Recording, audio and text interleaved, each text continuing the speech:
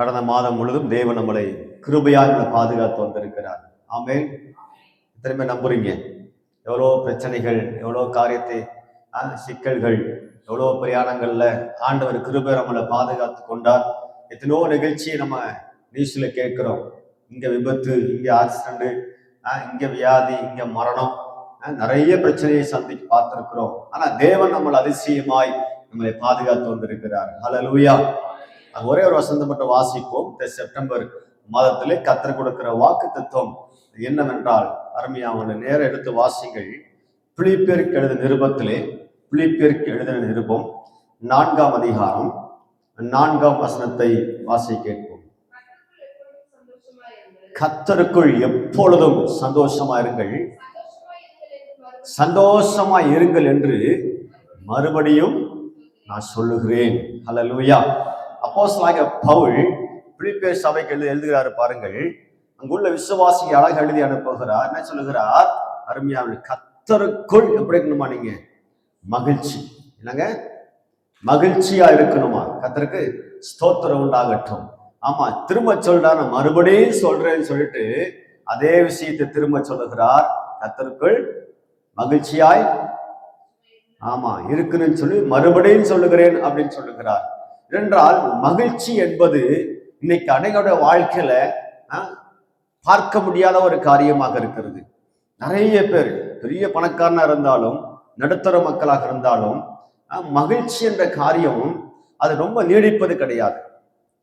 ஒரு மணி நேரம் மகிழ்ச்சியா இருந்தால் 10 மணி நேரம் அழுகிறோம். கர்த்தருக்கு ஸ்தோத்திரம். அப்போ ஒரு மனுஷனுடைய வாழ்க்கையில மகிழ்ச்சி ரொம்ப முக்கியம் என்று சொல்லி வேதம் சொல்லுகிறது. ஏன் மகிழ்ச்சி முக்கியம்? நேரம் எடுத்து வாசிங்க. நீதிமொழி புஸ்தகத்தில் அருமையாகலே 17ஆம் அதிகாரத்துல, நீதிமொழிகள் 17ஆம் அதிகாரம் 22ஆம் வசனத்துல நீங்க வாசிக்கும் போது, மகிழ்ச்சி என்பது வேதம் சொல்லுகிறது நமக்கு நல்ல ஒரு மருந்து அப்படின்ட்டு. வாசிங்களேன். பார்த்தீங்களா? மன மகிழ்ச்சி நல்ல ஔஷதம் அப்படின்னு சொல்லப்படுகிறது. அப்ப மகிழ்ச்சி நமக்கு என்னவா? நல்ல ஒரு மருந்து, நல்ல ஒரு மருந்துன்னு சொல்லி வேதம் சொல்லுகிறது. நீங்க கூட நிறைய இடங்கள்ல பாருங்களேன், ஒரு உடம்பு சரியில்லை, பிபி ஜாஸ்தி ஆயிடுச்சு, உடம்புல பலவீனமா இருக்குது அப்படின்னு சொல்லி ஹாஸ்பிட்டல் போனோம்னா டாக்டர் என்ன சொல்றாரு? டாக்டர் என்ன சொல்லி கொடுக்குறாரு? ஒரு ஊசி போடுறாரு, மாத்திரை கொடுக்குறாரு, அதோட சேர்த்து ஒன்று சொல்லி அனுப்புறாரு. என்னதுங்க? கவலைப்படாம இருங்க, நீ சந்தோஷமா இருங்க, இதை பத்தியும் யோசிக்காதீங்க, இதை பத்தி சிந்திக்காதீங்க, மனசை மைண்டை ஃப்ரீயா வச்சுக்கோங்க அப்படின்னு சொல்லி அனுப்புகிறார். என்றால் படித்த டாக்டர்ஸ்க்கும் தெரியுது, மருந்து மாத்திரையை விட மகிழ்ச்சி என்பது ஒரு பெரிய ஒரு மருந்து என்று. ஹல்லேலூயா. மகிழ்ச்சியா இருந்தாலே போதும், ஒரு மனுஷன் எப்படி இருப்பான்? ஆரோக்கியமாக இருப்பான். கர்த்தருக்கு ஸ்தோத்திரம் உண்டாகட்டும். ஹல்லேலூயா. ஆனா இந்த மகிழ்ச்சி நமக்குள்ளே வருவதில்லை. அவதான் பவுல் சொல்றார், கர்த்தருடைய பிள்ளைகளுக்கு, கர்த்தருடைய ஜனமே, கர்த்தருடைய பிள்ளைகளே, வாழ்க்கையில் என்ன சம்பவம் நடந்தாலும் நீ கர்த்தருக்குள்ள எப்படி இருக்கணும்? சத்தமா சொல்லுங்க, மகிழ்ச்சியா இருக்கணும். இதான் பாருங்க, யோபு சொல்றாரு பாருங்கள். யோபு புஸ்தகத்திலே 10ஆம் அதிகாரம், யோபு புஸ்தகம் 10ஆம் அதிகாரத்திலே 27ஆம் வசனத்தை வாசி கேட்போம். யோபு 10ஆம் அதிகாரம் 27ஆம் வசனம். சாரி, பிரசங்கி 3:12 எடுத்து வாசிக்கும். பிரசங்கி 3:12.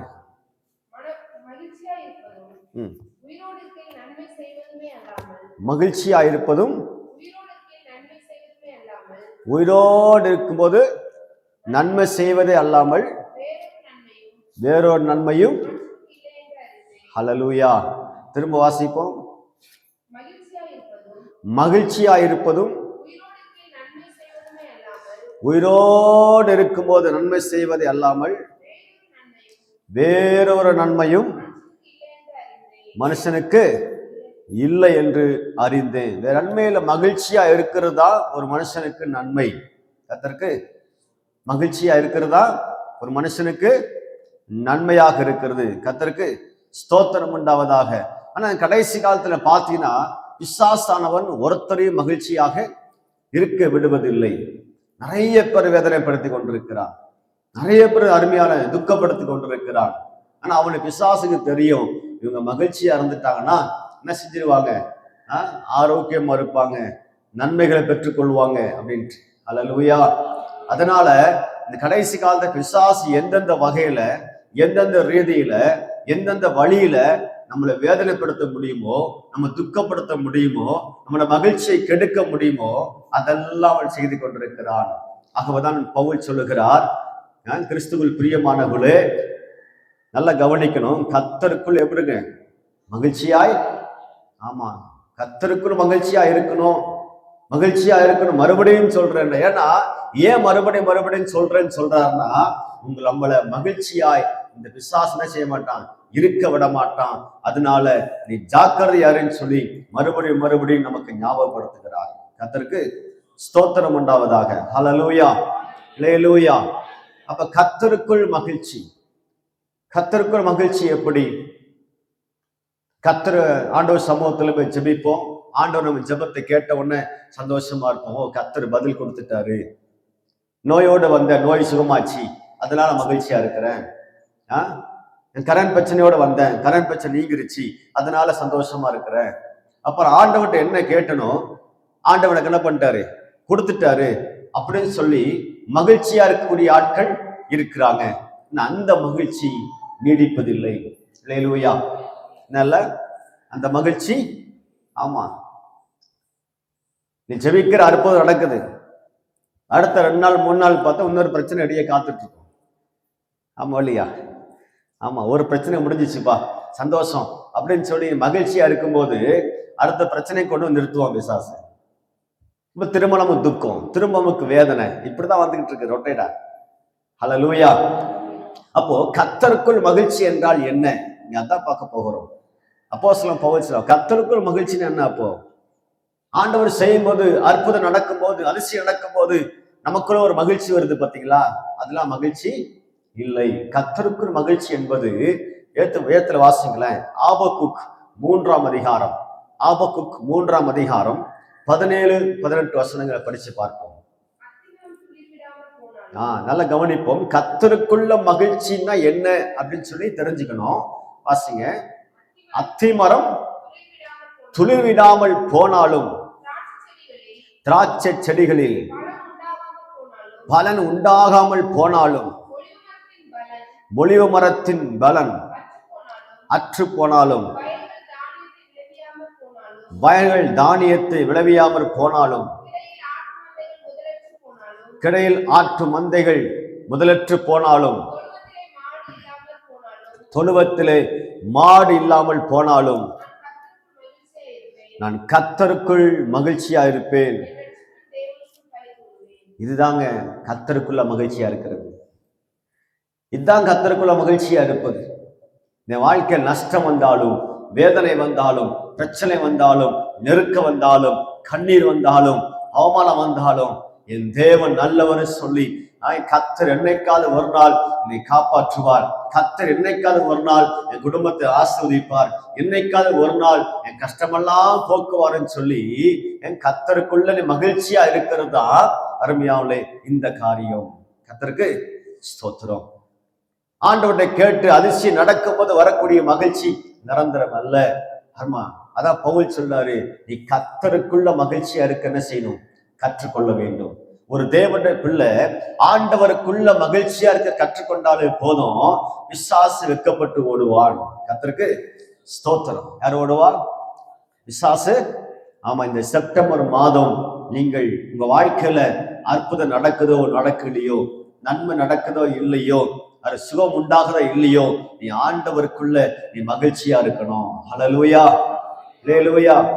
இதை குறித்து மகிழ்ச்சி இங்க ஆபகு சொல்றாரு பாருங்க. அத்திமரம், ஆமா, ஒரு மரத்தை நட்டி வச்சுட்டேன், அது காய்கல கனியும் வரல, எதுவுமே துளிர் விடல, அதை பத்தி அவன செய்யல, நான் யோசிக்கல, கவலைப்படல.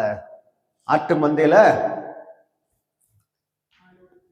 ஆமா ஆடு மாடு இல்லாமல் போனாலும் பரவாயில்ல, நான் எப்படி இருப்பேன், கர்த்தருக்குள்ள மகிழ்ச்சியா இருப்பேன். கர்த்தருக்கு ஸ்தோத்திரம். எனக்கு நன்மை நடக்குதா இல்லையோ, நான் எப்படி இருப்பேன், ஆண்டவருக்குள்ள நான் மகிழ்ச்சியா இருப்பேன். அது எப்படி மகிழ்ச்சியா இருக்க முடியும்? நஷ்டம் உண்டாகிறது, கஷ்டம் வருது, எப்படி மகிழ்ச்சியா இருக்க முடியும்? அருமையான தேவன் நமக்கு விலை மதிக்க முடியாத ரட்சிப்பை கர்த்தர் நமக்கு கொடுத்திருக்கிறார். ஹல்லேலூயா, ஹல்லேலூயா. அந்த ரட்சிப்பை எண்ணி அருமையான கர்த்தருக்குள்ள நம்ம சந்தோஷமாக இருக்கணும்.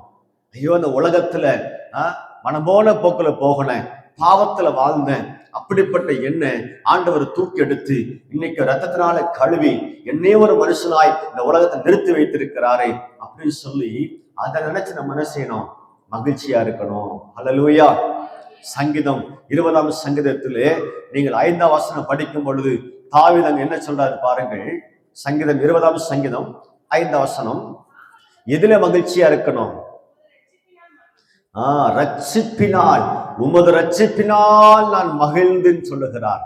அன்பு தேவனுடைய பிள்ளைகளை, கர்த்தர் உனக்கு அற்புதம் செய்கிறாரா செய்யலையோ, ஒரு அற்புதம் கட்டாயம் கர்த்தரை செய்திருக்கிறார். என்னன்னு சொன்னால், உங்களை என்னையும் கர்த்தர் ரட்சித்திருக்கிறார். ஆமென். உங்களை என்னையும் ரட்சித்திருக்கிறார். அவருடைய பிள்ளை என்று நம்மளை முத்திரை போட்டிருக்கிறார். அவருடைய மகன் மகள் என்று நம்மளை முத்திரை போட்டிருக்கிறார். அப்பா என்று அழைக்கக்கூடிய சுவிகார புத்திர பாக்கியத்தை கர்த்தர் நம்ம தந்திருக்கிறார். ஆகவே அந்த ஒரு ரட்சிப்புக்காக நாம் ஆண்டவர் சமூகத்தில் மகிழ்ச்சியா இருக்கணும். ஹல்லேலூயா. எப்படி மகிழ்ச்சி சொல்லுங்க?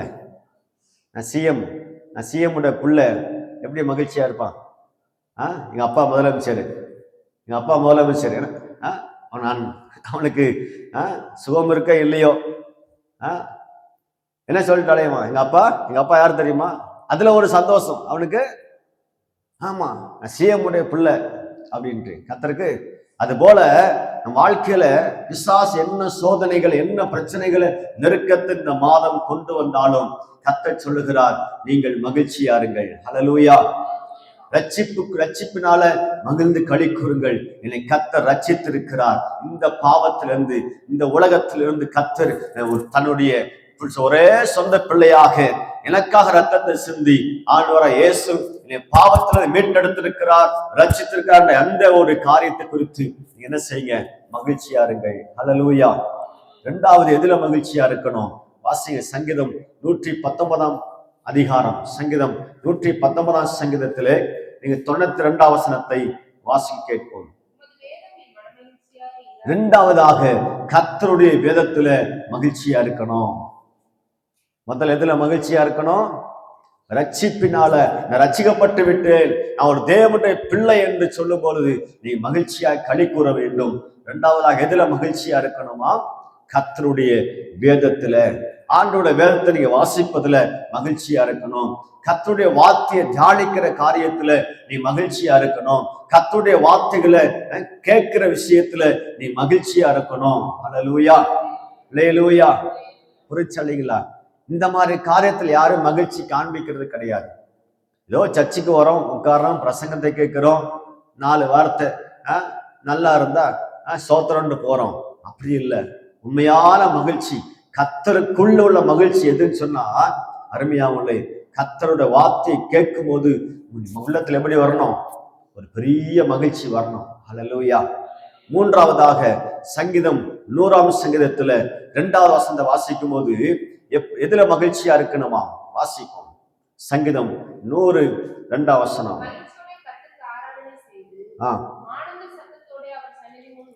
ஆமா. மூன்றாவதாக தேவனை நீங்கள் ஆராதிக்கும் போது நமக்கு மகிழ்ச்சி வர வேண்டும். கர்த்தருக்கு ஸ்தோத்திரம். ஆராதிக்கிற விஷயத்துல ஒரு மகிழ்ச்சி, சர்ச்சுக்கு போகிற விஷயத்துல ஒரு மகிழ்ச்சி, நம்ம ஜெபிக்கிற விஷயத்துல ஒரு மகிழ்ச்சி நம்ம ஆட்டோமேட்டிக்கா வர வேண்டும். நிறைய பேர் பாருங்க, சர்ச்சுக்கு போன்னு சொன்னாலே அப்படியே துக்கமாயிடுறாங்க. சர்ச்சுக்கு போகணுமா, ஜெபம் பண்ணணுமா, பைபிள் படிக்கணுமா, அதுல ஒரு துக்கம் வந்துடுது அவங்களுக்கு. எப்ப பார்த்தாலும் ஜெபம், எப்ப பார்த்தாலும் சர்ச்சு, எப்ப பார்த்தாலும் பைபிள் படி, இப்படியே சொல்றாங்கன்னு சொல்லி. ஆனா பவுல் சொல்லுகிறார், நீ எதுல மகிழ்ச்சியா இருக்கணுமா? கர்த்தருக்குள்ள. எதுக்குள்ள? இந்த உலகத்துக்குள்ள அல்ல, உலகத்தின் காரியத்துக்குள்ள அல்ல. பவுல் சொல்லுகிறார், நீ கர்த்தருக்குள்ள மகிழ்ச்சியாய் இருக்குன்னு சொல்லி மறுபடியும் சொல்லுகிறேன்னு சொல்லுகிறார். ஹல்லேலூயா, ஹல்லேலூயா. ஆகவேதான் யோபுவோட வாழ்க்கையில பிசாசு நிறைய நஷ்டத்தையும் நிறைய இழப்புகளையும் சுகவீனத்தையும் பிசாசு கொண்டு வந்தான். யோபு சொன்ன வார்த்தை கர்த்தர் கொடுத்தார், கர்த்தர் எடுத்துக்கொண்டார், கர்த்தருடைய நாமத்துக்கு ஸ்தோத்திரம் அப்படின்னு சொன்னார். ஆமென். இந்த உலகத்துல நமக்கு என்ன இழப்பு வந்தாலும், என்ன நஷ்டம் வந்தாலும், ஒன்று மட்டும் சொல்லுங்க, நான் ஒன்றுமே உலகத்துல கொண்டு வந்தது கிடையாது, ஒன்றுமே கொண்டு போறது கிடையாது. இந்த உலகத்துல இருக்க வரைக்கும் வீடு, வாசல், போட்டுக்க ட்ரெஸ், உணவுகள் எல்லாம் யார் தரது? யார் தரது? ஆண்டவர் தான் தரார். அல்லேலூயா. கர்த்தர் நமக்கு தருகிறார். அதனால நான் அது நம்மள்ட்ட இருக்கும், அது இல்லாம போகும். அதை பத்தி கவலைப்படாதீங்க. கொடுக்கிறவர் அவர், எடுக்கிறவரும் அவர். அல்லேலூயா. நமக்கு என்ன வேணும், எந்த நேரத்துல என்ன வேணும், எந்த சமயத்துல நமக்கு என்ன வேணும்னு சொல்லி நம்முடைய ஆண்டவர் அறிந்து வைத்திருக்கிறார். கர்த்தருக்கு ஸ்தோத்திரம். ஆகவேதான் யோபு சொல்லுகிறார், கர்த்தர் கொடுத்தார், கர்த்தர் எடுத்துக்கொண்டார், கர்த்தருடைய நாமத்துக்கு ஸ்தோத்திரம் அப்படின்னு சொன்னார். எத்தனை பேர் சொல்ல போறீங்க இந்த செப்டம்பர் மாதத்துல? ஆமா, என்ன இழப்புகள், என்ன நஷ்டங்கள், என்ன போராட்டம் வந்தாலும் சரி, ஒரே வார்த்தை சொல்லுங்க, கர்த்தர் கொடுத்தார், கர்த்தர் எடுத்துக்கொண்டார், கர்த்தருக்கு ஸ்தோத்திரம் அப்படின்னு சொல்லி நீங்கள் கர்த்தருக்குள்ள மகிழ்ச்சியா இருக்க பழகிட்டீங்கன்னா, கர்த்தருக்குள்ள மகிழ்ச்சியா வாழ்வதற்கு கற்றுக்கொண்டீங்கன்னா, பிசாசு நம்மளை பார்த்து வெட்கப்பட்டு ஓடுவான். ஆமென். யோபோட வாழ்க்கையில இவ்வளோ காரியத்தை சாத்தான் செய்தான். அவமானத்தை கொண்டு வந்தான், குடும்பத்தை பிரித்தான், நண்பர்களை பிரித்தான், சொந்த பந்தங்களை பிரித்தான், எல்லாமே செய்தான். ஆனா யோபு கலங்கல. ஆமென். ஒரு பக்கம் கலங்கினாலும் இன்னொரு பக்கம் யோபு தன் இருதயத்துக்குள்ள கர்த்தருக்குள்ள திடப்படுத்தி கொண்டார். ஆமென். கர்த்தருக்குள்ள திடப்படுத்தி கொண்டார். ஆகவேதான் யோபு 42ஆம் அதிகாரத்துல 2ஆம் வசனம் வாசிக்கும் போது யோபு சொல்லுகிறார், என்ன சொல்லுகிறார்? தேவரீர் சகலத்தின் செய்ய நீர் வல்லவர், நீ செய்ய நினைத்தது தடைபடாது. ஹல்லேலூயா. ஆண்டவரே, என்னுடைய வாழ்க்கையில என்ன காரியம் செய்ய நினைக்கிறீங்களோ அது நான் அல்ல, யாராலும் என்ன செய்ய முடியாது, தடுக்க முடியாது ஆண்டவரே சொல்லுகிறார். ஆமென். இல்ல இல்ல, நான் இப்படிதான் வாழ்வேன், எனக்கு பட்னியா இருந்த பழக்கம் இல்லை, நடந்து போய் பழக்கம் இல்லை, நான் கடன்பட்டு பழக்கம் இல்லை ஆண்டவரே, இப்படிதான் வாழ்வேன் அப்படின்னு யாரும் செய்ய முடியாது, சொல்லவே முடியாது. கர்த்தருக்கு ஸ்தோத்திரம் உண்டு. அவருக்கு தெரியும், ஆண்டவருக்கு தெரியும் நம்ம எப்படிப்பட்ட வாழ்க்கை வாழ வேண்டும், எந்த சூழ்நிலையை நடத்த வேண்டும் என்று சொல்லி ஆண்டவருக்கு தெரியும். செப்டம்பர் மாதத்துல கர்த்தர் சொல்லுகிறார், அன்பு தேவனுடைய பிள்ளைகளே, என்ன நெருக்கங்கள் போராட்டம் வந்தாலும் நீங்க பயப்படாதீங்க, கலங்காதீங்க, கர்த்தருக்குள்ள மகிழ்ச்சியா இருங்க. ஆமென். இப்படிப்பட்ட மகிழ்ச்சி, எப்படிப்பட்ட மகிழ்ச்சி! ஆபத்துக்கு போல நீ மகிழ்ச்சியா இருக்கணும். அத்திமரம் துளிர் விடாமல் போனாலும், திராட்சை செடி பலன் கொடாமல் போனாலும் எப்படி இருக்கணுமா? கர்த்தருக்குள்ள மகிழ்ச்சி. கர்த்தருக்குள்ள மகிழ்ச்சின்னு என்னது? 3 பாயிண்ட் முக்கியமா சொன்னேன். என்னது?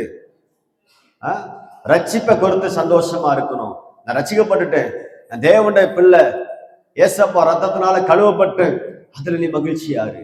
நீங்க எத்தனையோ பேர் ரட்சிக்கப்படாம இருக்கிறாங்க, எத்தனையோ பேர் பாவங்கள் மன்னிக்கப்படாம இருக்கிறாங்க. அதனால நம்ம ரட்சிப்பை குறித்து நீங்கள் மகிழ்ச்சியா இருக்கணும். 2வது, வேதத்துல வார்த்தை கேட்கும் போது, வார்த்தையை வாசிக்கும் போது, வேதத்துல நமக்கு என்ன செய்யணும்? ஒரு மகிழ்ச்சி நமக்குள்ள இருக்க வேண்டும். கர்த்தருக்கு ஸ்தோத்திரம். சமீபத்துல ஏதோ ஒரு நாட்டோட பேரு மறந்து போச்சு. அங்க பைபிளை கொண்டு எல்லாம் கொடுக்குறாங்க, எல்லாம் பைபிளை கையில வாங்கிட்டு அழுகிறாங்க பாருங்க. பைபிளை கூட முத்தம் கொடுக்குறாங்க. என்னமோ ஒரு பெரிய ஒரு புதையல் கிடைச்சது போல, பொக்கிஷம் கிடைச்சது போல பைபிளை பார்த்தோன்னே என்ன செய்யறாங்க? அவங்க அப்படியே முத்தம் கொடுத்துறாங்க, கட்டி அடிச்சு என்ன செய்யறாங்க? அப்படியே அழுகுறாங்க. அந்த அழுக துக்கத்துல வந்த அழுகல்ல, மகிழ்ச்சினால் கிடைச்ச ஒரு கண்ணீர். அல்லேலூயா. ஏன்னா அவங்க பைபிளை பார்க்கல, பைபிளை பார்க்க முடியாத சூழ்நிலை, தொட முடியாத சூழ்நிலை. அவங்கள்ட்ட பைபிளை பார்த்தவொன்னு அவங்க என்ன, அவங்களுக்கு உள்ளத்துல அவ்வளோ சந்தோஷம். இன்னமும் கோடிக்கணக்கான ரூபாய் கையில கொடுத்தது மாதிரி அவன் சந்தோஷம். நம்ம வீட்டுல என்னது? மூளைக்கு மூளை பைபிள் கிடக்குது, அப்படித்தானே? மூளைக்கு மூளை பைபிள் கிடக்குது. அதை பத்தி நம்ம சந்தோஷம் கிடையாது, ஒண்ணும் கிடையாது. ஏனென்றா காசு கொடுத்தா பைபிள் வாங்கிடுறோம், கேட்டா பைபிள் கிடைச்சிருது.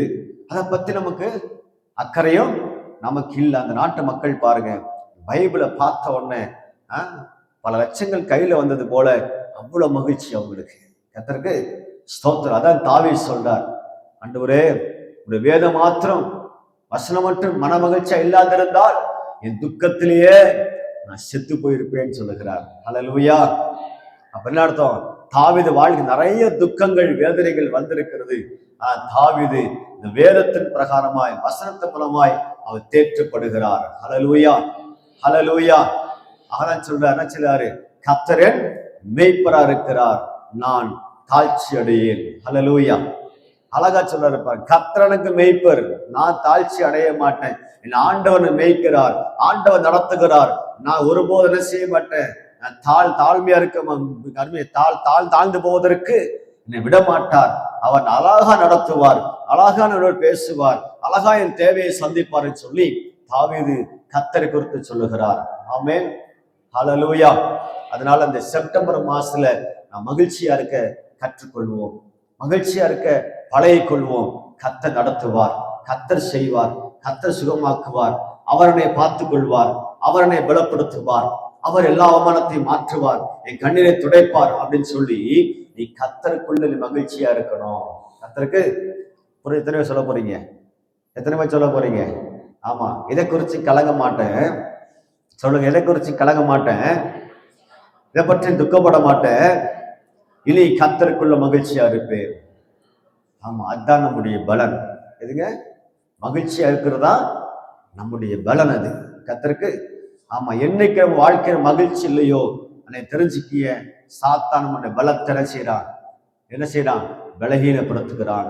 ஆகவே தாவீது 51ஆம் சங்கீதத்துல அருமையாவல புலம்புவதை நாம் பார்க்க முடியும். தாவீதுடைய வாழ்க்கையில பாவம் செய்த பொழுது தாவீது ஒரு அருமையா உள்ளத்துல இருந்த மகிழ்ச்சி, உள்ளத்துல இருந்த அருமையான சமாதானம் எல்லாம் போய் அவர் ஜெபிக்கிறார். பாருங்க, 8ஆம் வசனத்துல சங்கீதம் 51:8, நான் சந்தோஷம் மகிழ்ச்சியும் கேட்கும்படி செய்யும். பாருங்க, சந்தோஷம் மகிழ்ச்சியும் கேட்கும்படி செய்யும் ஆண்டவரேன்றாரு. ஏன்னா எனக்கு மகிழ்ச்சி இல்லை, சந்தோஷம் இல்லை, துக்கமாய் வேதனையா இருக்க அப்படின்றாரு. காரணம் என்ன? பாவத்துல விழுந்து விட்டார், பிசாசு பாவம் செய்ய வச்சிட்டான். கர்த்தருக்கு ஸ்தோத்திரம் உண்டாகட்டும். அதனால அவரால் மகிழ்ச்சியா இருக்க முடியல. ஐயோ, நான் கர்த்தருக்கு துரோகம் செய்து விட்டேன், கர்த்தரோட வார்த்தையை மீறி விட்டேன், பாவம் செய்து விட்டேன்னு சொல்லி ரொம்ப துக்கப்பட்டு அழுகிறார். அதனால அவருக்கு என்ன இல்ல? மகிழ்ச்சி இல்லை. அவதான் சொல்றாரு பாருங்க, நீ நொறுக்கிற எலும்புகள் களி கூறுன்றார். அப்பொழுது நொறுக்கிற எலும்புகள் களி கூறும். நீ மகிழ்ச்சியா இருந்து பாருங்களேன், நம்மள்ட்ட நோய் கூட வெளியே போயிடும். எப்படி போவோம்? நோய் கூட. ஆமா, நிறைய பேர் சொல்லலாம் நல்லா சிரிங்கன்றாங்க, வாய் விட்டு சிரிச்சால் நோய் விட்டு போகும்ன்றாங்க. நிறைய சிரிங்கன்றாங்க. உண்மை இருந்தாலும் அது நோய் தான் நமக்கு வந்துடும். அதே நினைச்சு உட்காந்துட்டு கவலைப்பட்டு உட்காந்துக்கிட்டு அழுத்திட்டு உட்காந்து நமக்கு என்ன வரும்?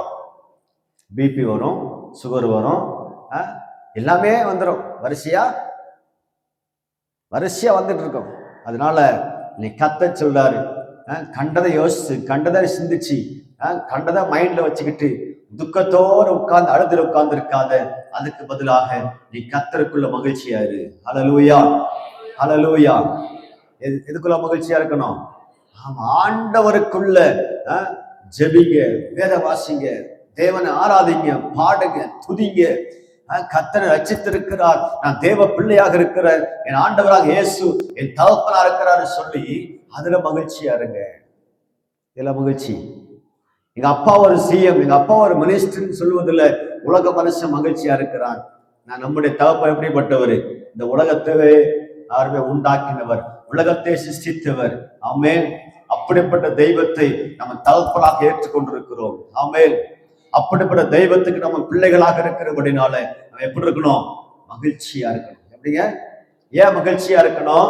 என்ன சூழ்நிலை வந்தாலும் நல்ல தகப்பன் நம்ம எனக்கு ஒருபோதும் அவர் கைவிட மாட்டார், ஒருபோதும் புறம்பே தள்ள மாட்டார், கண்ணீர் வடிக்க விட மாட்டார். ஏதோ ஒரு காரியம் செய்து நம்மளை தேவன் காப்பாற்றுவார்.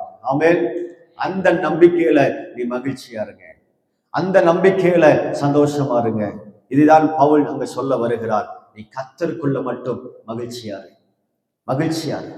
கர்த்தருக்கு ஸ்தோத்திரம் உண்டாகட்டும். நம்ம சந்தோஷம் இருக்க இருக்க பிசாசு என்ன செய்வான்? வெக்கப்பட்டு ஓடுவான், துக்கப்பட்டு ஓடுவான். என்ன செஞ்சாலும் இவன் கவலையே பட மாட்டானே, என்ன நஷ்டப்படுத்தினாலும் என்ன ஒரு கஷ்டம் கொடுத்தாலும் இவன் துக்கமே பட மாட்டானே, மகிழ்ச்சியாக இருக்கிறான்னு சொல்லி அருமையா அவன் வேதனைப்படுவான். ஆமென், ஹல்லேலூயா.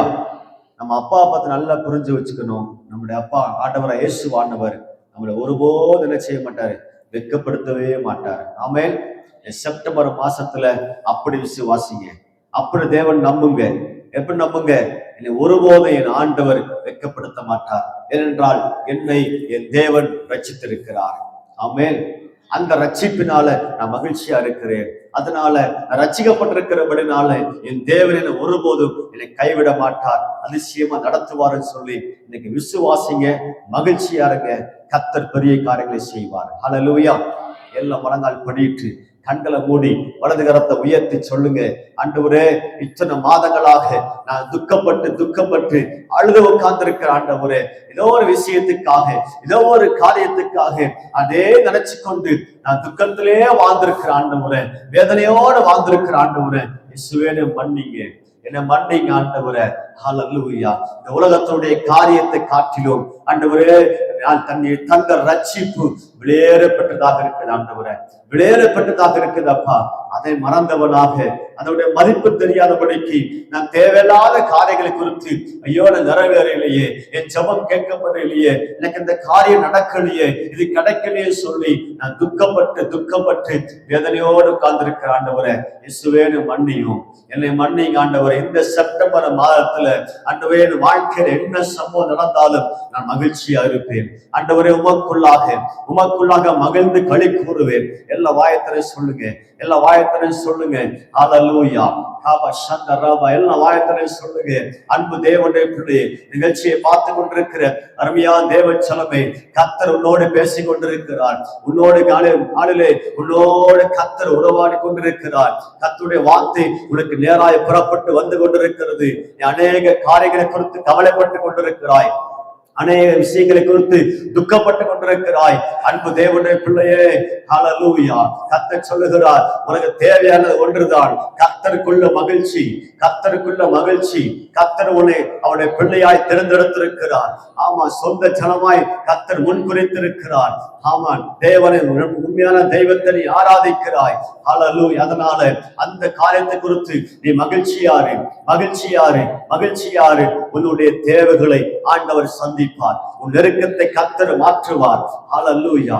யோபு விசுவாச அறிக்கையிட்டார், அந்நிய கண்ணல்ல என் கண்களை தேவனை காணும் என்று சொல்லி, தேவரே என்னுடைய காரியங்களையும் அதிசயமான காரியத்தையும் செய்கிறவர் அப்படின்னு சொல்லி யோபு சொன்னார். அன்பு தேவ பிள்ளைகளை, யோபு கர்த்தருக்குள்ள தன்னை திடப்படுத்திக் கொண்டார். ஆமா, அது போல உங்களை திடப்படுத்திக் கொள்ளுங்க. பிசாசு இடம் கொடுக்காதீங்க. பிசாசு பல காரியத்துல, சில விஷயத்துல உன்னை துக்கப்படுத்திக்கிட்டே இருக்கிறான், உன்னை வேதனைப்படுத்திட்டே இருக்கிறான். அன்பு தேவ பிள்ளையே, ஹல்லேலூயா. பெரிய ரகசியம் என்ன தெரியுமா? நீ மகிழ்ச்சியா இருக்க கர்த்தருக்குள்ள, நீ மகிழ்ச்சியா இருந்தாலே போதும். ஆமா, அதான் உனக்கு பலன், அதான் உனக்கு நன்மை. ஆமா, அந்த நன்மையை தவிர பூமியில ஒரு நன்மை இல்லை. அன்பு தேவ பிள்ளையே, மகிழ்ச்சியா இருக்க கற்றுக்கொள். ஹல்லேலூயா. கர்த்தாவே, நீ பேசின வார்த்தைகளுக்காய் ஸ்தோத்திரம். நீ பேசின வார்த்தை நாங்கள் ஆண்டவரே இந்த செப்டம்பர் மாதத்துல எங்க வாழ்க்கை என்ன இழப்புகள் பிரச்சனை வந்தாலும் உமக்குள் நாங்கள் மகிழ்ந்து களி கூற ஆண்டவர் கிருபை செய்ய. கர்த்தாவே ஸ்தோத்திரம். இந்த வார்த்தை கேட்ட எல்லா குடும்பங்களையும் பலப்படுத்தி ஆசீர்வதி, நன்மையா நிரப்பும். இயேசுவின் நாமத்தில் பிதாவே, ஆமென்.